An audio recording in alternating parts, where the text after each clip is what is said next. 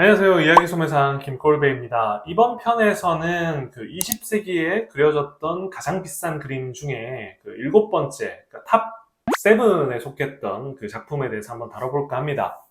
2019년도 크리스티 역시 뉴욕에서 거래됐던 작품이고, 저기 보이시는 그 은색 토끼 보이시나요? 많은 분들이 알고 계신 그 제프 쿤스라고 하는 작가의 래빗이라고 하는 작품입니다. 작품 자체는 1986년도 작품이고요. 옆에 있는 그 상업적인 미소 가득한 이 제프 쿤스라고 하는 인류 역사상 통틀어가지고 이토록 한 인물이 사랑과 경멸을 동시에 받는 인물이 있었을까 싶을 정도의 문제적 인물이죠. 제가 굳이 이 사진을 선정했던 이유는 래빗이라고 하는 작품 혼자 딱 두고 뭔가 보여드리는 것도 좋지만 이 제프 쿤스라고 하는 인물을 꼭 같이 설명을 드려야 이런 작품이 이 정도의 가격을 받는 이유가 충분히 설명될 수 있다고 생각을 했어요. 아무리 봐도 이거 상업적인 미소, 사랑과 경멸을 동시에 받는 인물의 아주 적합한 표정이 아닐까 생각이 됩니다. 뒤에서 설명드리겠지만 제프 쿤스가 나왔던 그 수많은 논란은 일단 차치하고 메이시스 백화점에서 1년에 한 번 땡스기빙 때 하는 이런 류의 퍼레이드에서 이런 류의 래빗을 띄워놓는다. 근데 사람들이 그 모습을 보고 굉장히 단순한 형태잖아요. 근데 이걸 보고 한 작가의 이름을 떠올릴 수 있다. 그것도 너무 오래되지 않은 작가, 그러니까 현존하는 작가 중에 이런 작품을 한눈에 알아볼 수 있다라고 하는 건 또 제프 쿤스 작품만의 큰 의미라고 저는 생각이 되더라고요.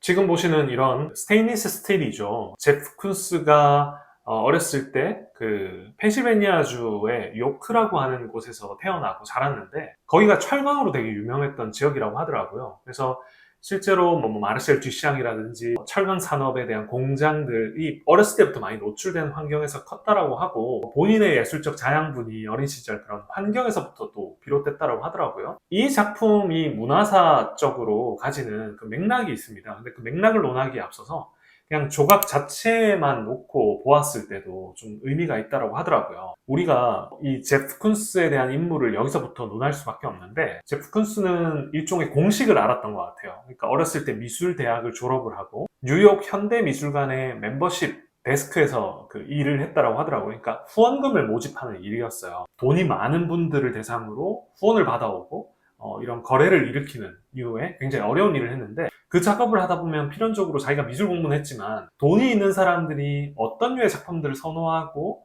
예술적 가치를 인정하는가에 대한 것들을 그 당시에 많이 습득한 것으로 보여요. 본인도 실제로 그렇게 얘기를 많이 하고 그러고 나서 이제 직장을 옮기죠. 월스트리트에서 상품 트레이더로 그 다음에 일을 하게 됩니다.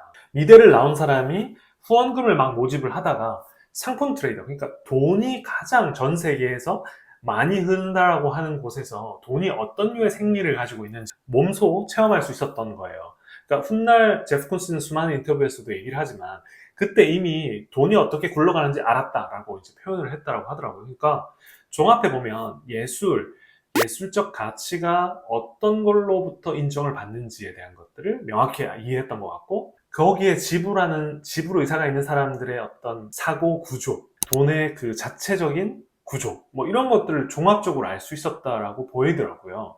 그러니까 제프 콘스 입장에서는 어떤 조형물 하나를 만들 때도 그 본인이 알고 있는 어떤 다양한 지식을 섞어가지고 이 작품을 만들었겠죠. 그래서 실제로 형태상으로만 놓고 봐도 예술이 예술로서 가치를 인정받기 위해선 아주 상반된 가치가 하나에 응축돼 있을 때 높은 평가를 받는다라는 것을 알았던 것 같아요. 토끼라고 하는 굉장히 귀엽고 일상적인 어떤 주제이지만 그거에 반대되는 물성이죠. 굉장히 차갑고 무겁고 단단한 이런 스테인리스 스틸을 섞는다라고 하는 것. 가운데 몸통과 머리통 같은 경우는 금속의 그런 소재가 느껴지는 걸 딱 하고 중심을 잡는 반면에 팔이나 뒤 부분이나 이런 쪽에는 누가 봐도 그 풍선의 미묘한 그 구겨짐, 그 쭈글쭈글함이 이제 드러나게끔 처리를 해요. 그러니까 하나의 조형 안에서 이렇게 상반된 것들을 또 응축시키는 류의 모습들을 또 선보이는 거죠. 형태, 물성적으로도 이런 특징들을 포착하고 자신의 작품에 녹인 것에 더해서 문화사적으로 여러 레퍼런스들을 떠오르게끔 또 장치를 심습니다. 그러니까 우리도 영화 같은 걸 보면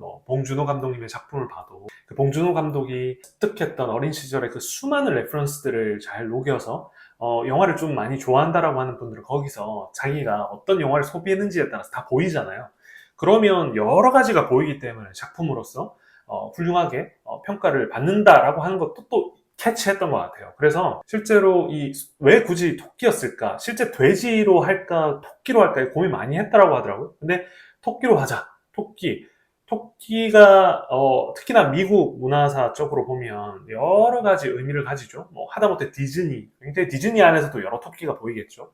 그리고 성상품화의 천병 역할을 했던 그 플레이보이라고 하는 것도 떠오르고, 그리고 마르셀 듀샹의 어떤 레디메이드 같이 진짜 흔한 것을 팝아트스럽게 이렇게 풀어낸 어떤 접근법도 떠오르고, 루마니아 출신의 어떤 천재 조각가였던 브랑쿠시의 금속을 이렇게 아주 미려하게 깔끔하게 이렇게 세공 조각한 모습도 떠오르고, 그죠? 누누이 얘기했지만 제프 쿤스가 자기에게 영감을 가장 많이 줬던 거의 동시대에 가깝다고 할 수 있는 그 앞선 선배였죠. 앤디 워홀이 선보였던 클라우드라고 하는 이 작품, 그러니까 풍선, 딱 질감이나 어떤 소재감은 정말 래빗하고 되게 비슷한 것 같더라고요. 그래서 이렇게 여러 풍선들을 띄워놓고 이게 구름이다라고 하는 이 접근법과 그 보여주는 느낌들 같은 것도 많이 차용을 했겠죠. 그러니까 이 모든 제가 언급하지 않았던 미국 문화, 예술에 등장했던 많은 레퍼런스들을 볼 수 있게끔 의도적으로 설계를 했던 거예요.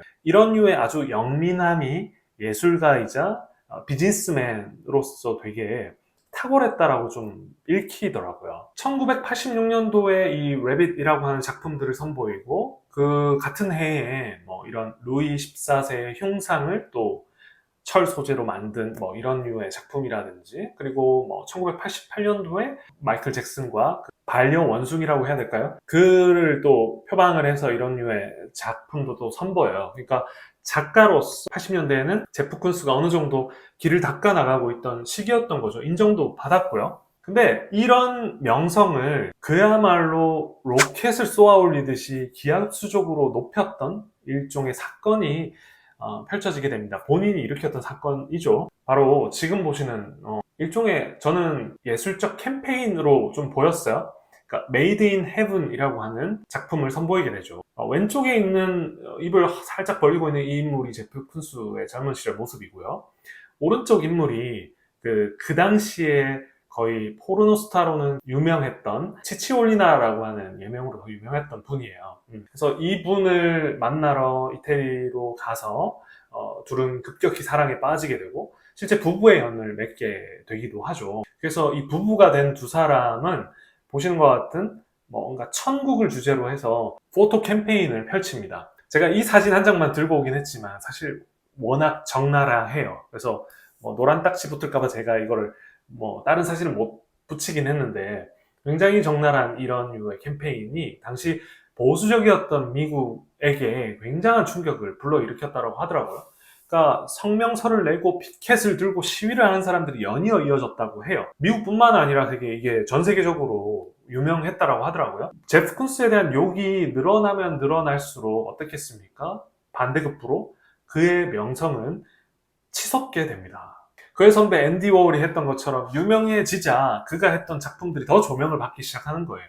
정말 이 상업과 예술을 아우르면서 그 경계의 선을 잘 타면서, 그죠? 갔던 모습이에요. 너무 영악할 정도로. 자, 근데 이게 선을 넘나든다는 게 사실 생각만큼 쉽지는 않잖아요. 이후에 논란도 수차례 만들어내게 됩니다.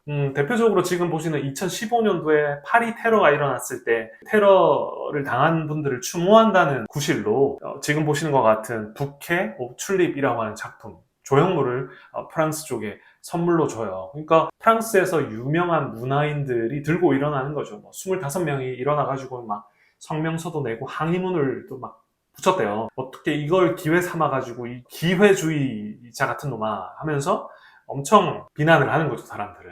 미국을 넘어서서 유럽에서도 이렇게 욕을 먹었던 제프 쿤스. 근데 또 어떻게 됐겠습니까? 명성은 또 드높아진 거죠. 그리고 제프 쿤스는 지금 보시는 것처럼 작품을 만들어낼 때 꼭 작가의 손이 들어가는 게 무슨 의미이냐라는 화두를 또 던집니다. 제프 쿤스의 어떤 작업실, 워크숍을 가보면 실제로 지금 보시는 것 같은 산업용 기계 장비들이 있고, 그걸 통해서 작품을 찍어내는 류의 활동들을 또 펼쳐요. 그러니까 논란이 되는 거죠. 저렇게 만든 저런 류의 건 무슨 예술 작품이냐라고 하는 비난하는 사람들이 들끓기 시작을 했던 거예요. 근데 한편으로는 이런 류의 새로운 접근법을 굉장히 신선하게 생각하는 쪽도 반대로 있었겠죠. 그죠?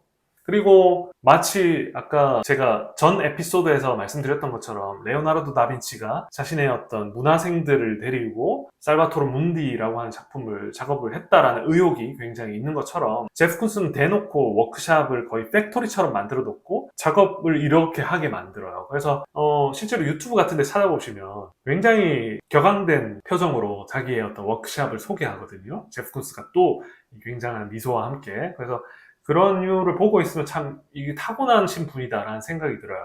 이 모든 행동들이 자신의 작품 그리고 자신을 더 유명하게 만드는 데 초점이 맞춰져 있고 그게 호불호가 굉장히 갈리지만 결국 이렇게 상업적으로 성공할 수밖에 없는 작품으로 이어지게 만들었다라고 하는 게 아이러니하면서도 좀 대단해 보였던 모습인 것 같습니다.